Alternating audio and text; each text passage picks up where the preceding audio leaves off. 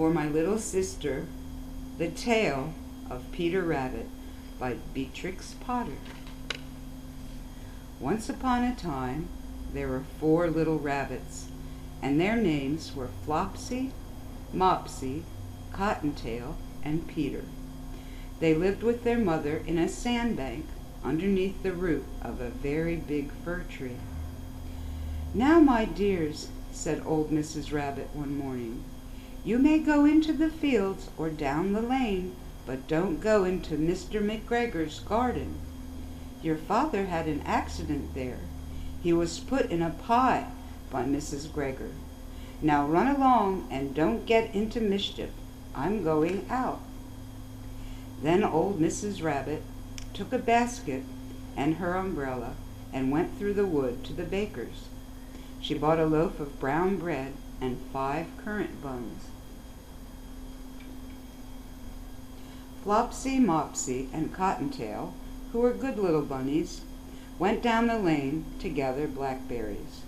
But Peter, who was very naughty, ran straightway to Mr. McGregor's garden and squeezed under the gate. First he ate some lettuce and some French beans. Then he ate some radishes, and then, feeling rather sick, he went to look for some parsley.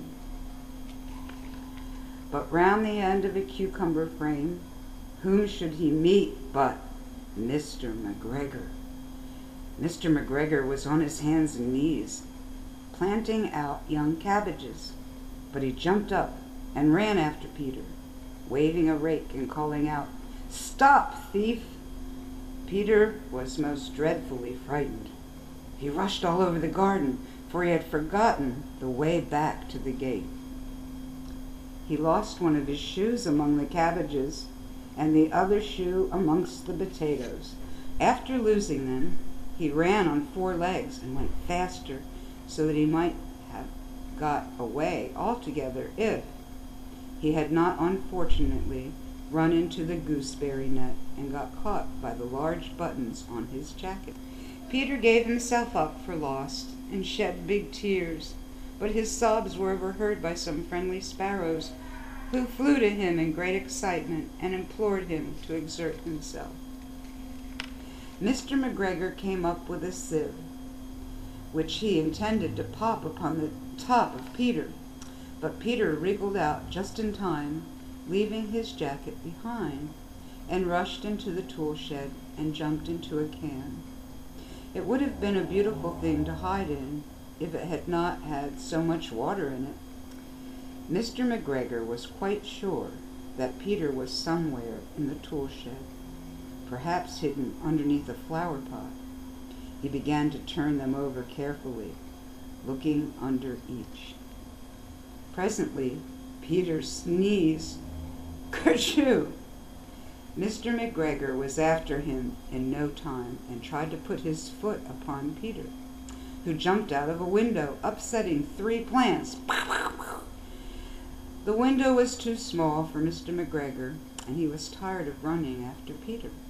He went back to his work. Peter sat down to rest. He was out of breath and trembling with fright, and he had not the least idea which way to go. Also, he was very damp with sitting in that can. After a time, he began to wander about, going lippity-lippity, not very fast, and looking all around. He found a door in a wall, but it was locked, and there was no room for a fat little rabbit to squeeze underneath.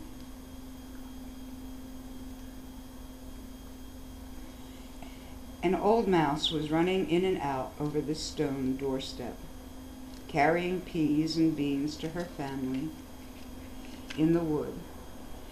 Peter asked her the way to the gate, but she had such a large pea in her mouth that she could not answer. She only shook her head at him. Peter began to cry. Then he tried to find his way straight across the garden, but he became more and more puzzled. Presently he came to a pond where Mr. McGregor filled his water cans. A white cat was staring at some goldfish. She sat very, very still, but now and then the tip of her tail twitched as if it were alive. Peter thought it best to go away without speaking to her. He had heard about cats from his cousin, little Benjamin Bunny.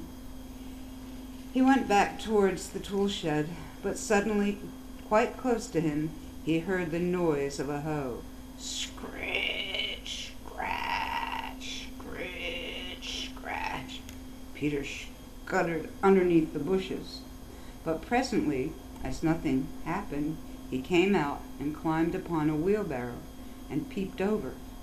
The first thing he saw was Mr. McGregor hoeing onions. His back was turned toward Peter, and beyond him was the gate.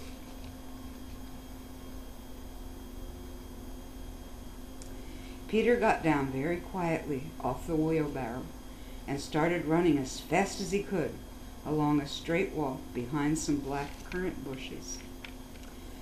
Mr. McGregor caught sight of him at the corner, but Peter did not care.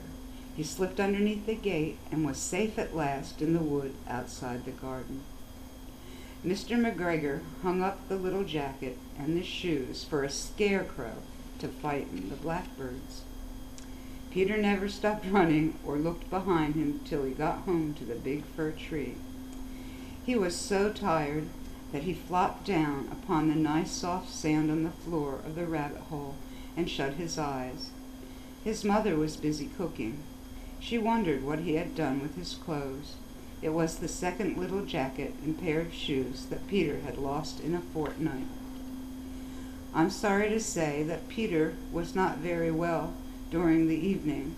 His mother put him to bed and made him some chamomile tea, and she gave a dose of it to Peter, 1 tablespoon to be taken at bedtime, but Flopsy, Mopsy, and Cottontail had bread and milk and blackberries for supper.